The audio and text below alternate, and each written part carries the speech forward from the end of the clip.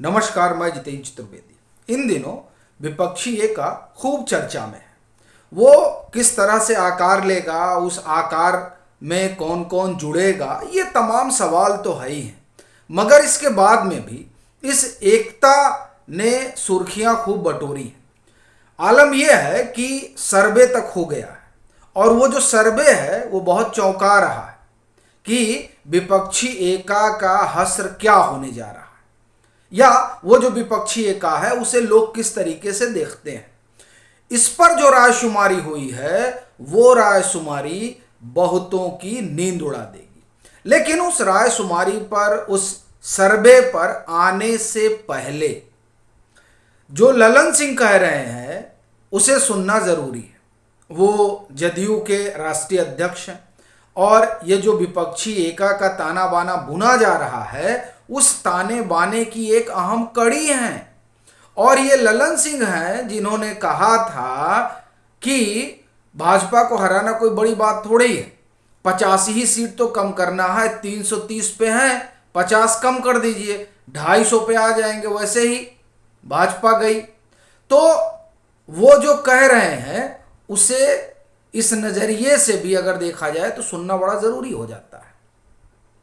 और वैसे भी जो विपक्षी एका की बैठक होनी थी और होनी है वो दरअसल पटना में ही प्रस्तावित थी और है।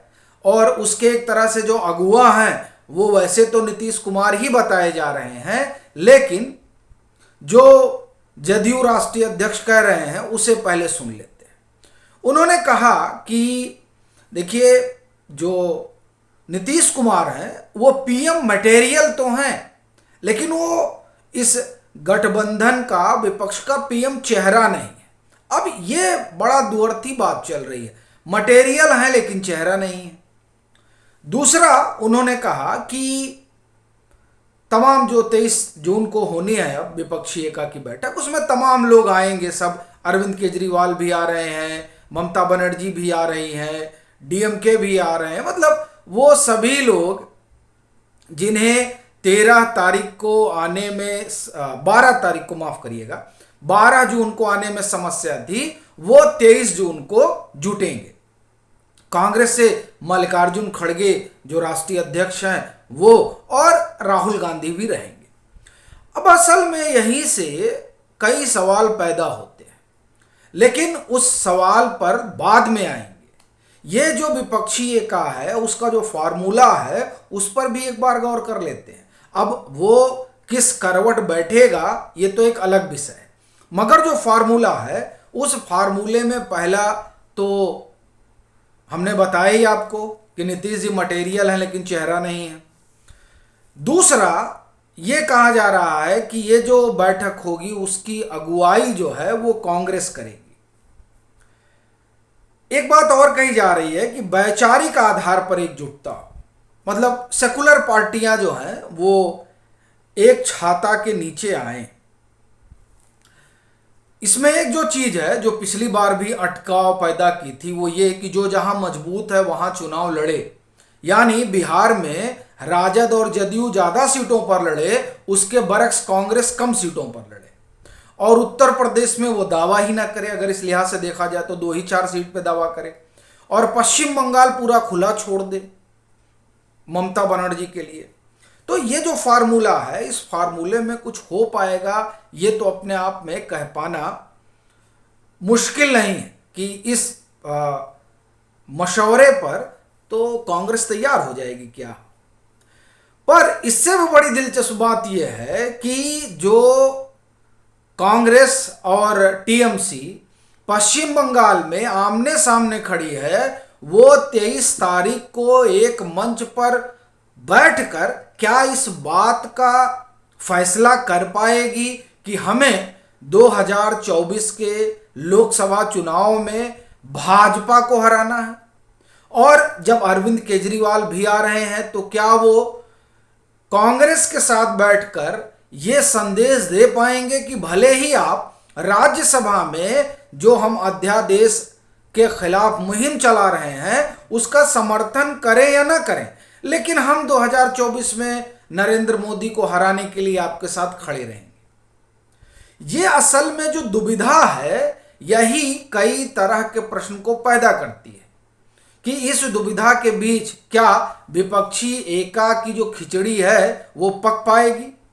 और वैसे भी पीछे जो अपना अनुभव है वो अनुभव तो यही बता रहा है कि ये पकाने की कोशिश तो की थी बहुत नीतीश कुमार ने, वो निकले भी थे, वो तमाम नेताओं से मिले भी थे, लेकिन जिन नेताओं से वो मिले वो शायद कांग्रेस को रास नहीं आ रहे हैं, इसीलिए उनको उस विपक्षी एका का हिस्सा नहीं बनाया जा रहा है जो विपक्षी एका कायदे से भाजपा को हराने के लिए एक मुकम्मल आकार दे सकती है। लेकिन जो सबसे बड़ी चीज है वो ये कि जो इनके अंदर की रसाकस्सी है वो तो है ही है, पर उस रसाकस्सी को आम आदमी भी बड़े ठीक नजरिए से देख और समझ रहा है। उसको ये बात दिखाई दे रही है कि ये भले ही मेल जोल करने की बात कर रहे हों, लेकिन ये 2024 तक एकजुट रह पाएंगे। जब ये सवाल पूछा जाता है एबीपी वोटर ये लोगों से इस बाबत जानकारी लेना चाहता है, तो जो जवाब मिलता है वो दरअसल बताता है कि किस तरीके का भरोसा आम आदमी को, जो जन सामान्य है, उसे इस विपक्षी एका के नारे पर है। उनसे पूछा गया कि 23 जून को पटना में विपक्ष की बैठक है, क्या लगता है 2024 तक विपक्ष एकजुट रह पाएगा? अब इसका जो जवाब है वो जो लोग इस एका के कर्ता धर्ता है उनके लिए तो बहुत ठीक संदेश नहीं है, क्योंकि जनता को ही इन पर भरोसा नहीं है कि ये एकजुट रह पाएंगे। 51% लोगों का मानना है कि नहीं, ये लोग एकजुट नहीं रह पाएंगे। क्यों? क्योंकि इनमें अविश्वास है, परस्पर विश्वास की बड़ी कमी है।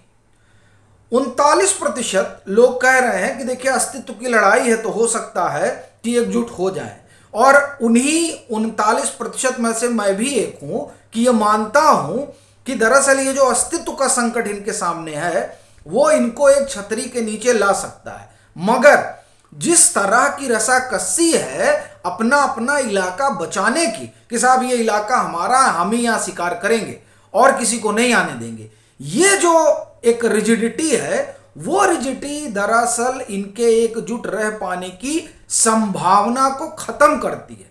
और उसमें भी कांग्रेस के साथ कोई इसलिए नहीं आना चाह रहा है जो गैर भाजपाई विपक्ष है, क्योंकि एक बड़ा जो कुनबा है वो आप उत्तर प्रदेश में देखें, बिहार में देखें, पश्चिम बंगाल में देखें, यहाँ इन तीनों राज्यों में, और आप झारखंड चले आए, इन 4 राज्यों पर अगर आप गौर करें तो, और फिर पंजाब और दिल्ली भी देख लें, तो यहां जो राजनीतिक दल हैं वो असल में कांग्रेस की जमीन पर खड़े हुए हैं, तो वो क्यों ही कांग्रेस के साथ सीट साझा करेंगे।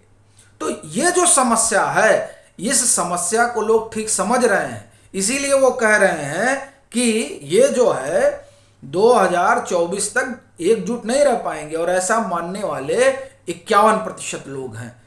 इससे एक बात तो साफ है कि ये जो एका वाला मसला है ये सिर्फ चर्चा में तो ठीक है, लेकिन जमीन पर ऐसा होगा इसको लेकर कोई मानने को तैयार नहीं है, और कम से कम सर्वे भी यही बता रहा है।